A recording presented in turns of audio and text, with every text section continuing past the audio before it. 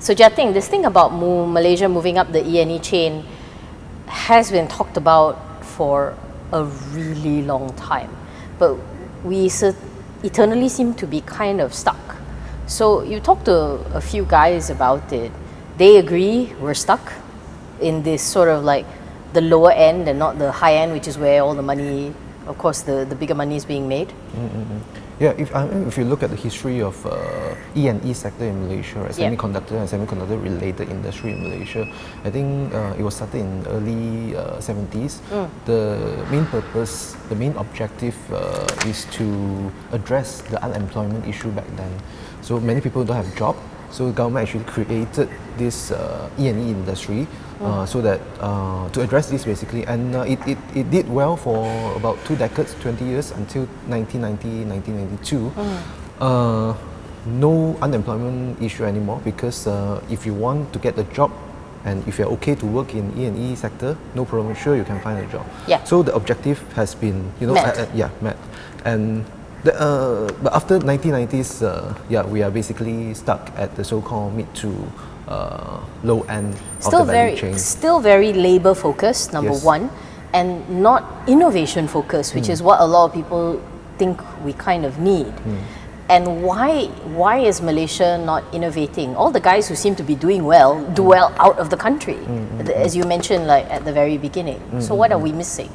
I think the straight answer is there's much room for improvement for our local ecosystem. Lack of talent is one. Yes. And also to be fair to the existing companies who are doing well in the so-called mid to low end of the value chain, right? Those are the big listed companies in Malaysia. Companies like Vitrox, companies like Inari, Unisem, MPI. They do really well in their so-called little forte, niche, right? So that also, I wouldn't go as far as to say they are complacent or whatever, but they focus at what they are doing best. So, and the fact that they are still generating good profits, good earnings, what's the, why would they want to go, further up, right?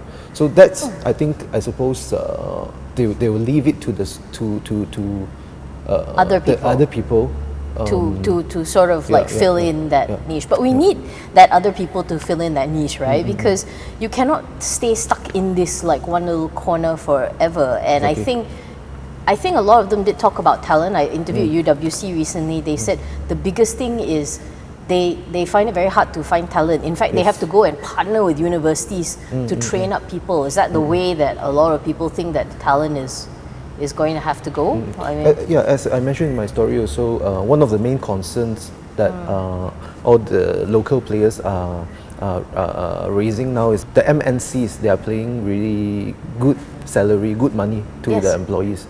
So if if you are a fresh grad or something, probably your first job is to go into the MNC, and they pay you well, good salary, good bonus. Some even give you stocks if they are listed.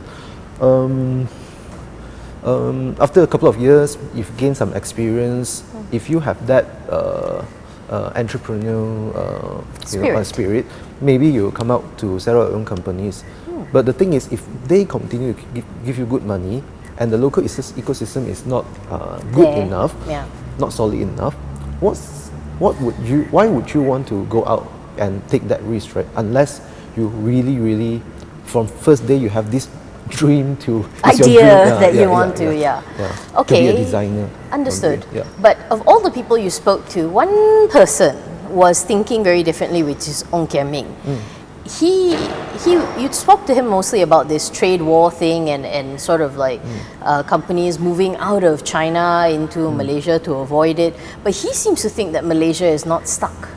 He was the only one, wasn't he? I mean, to be fair, these are among the players whom I interviewed.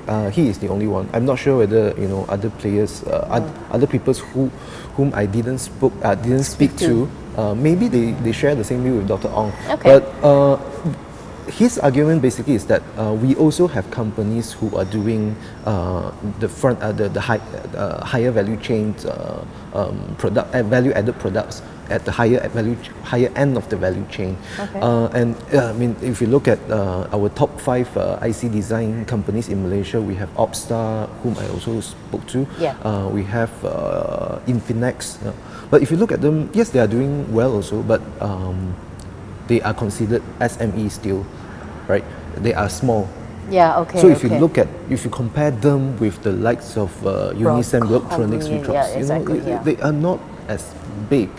So yes, I mean, we can't say that we don't have any companies, local Malaysian companies at the higher end of the value chain.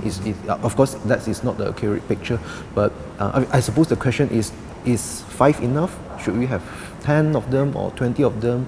And these top 5 companies, can they grow as big as the likes of Vitrox, Inari, and MPI? For more on the stories, pick up a copy of The Edge Weekly at all good newsstands.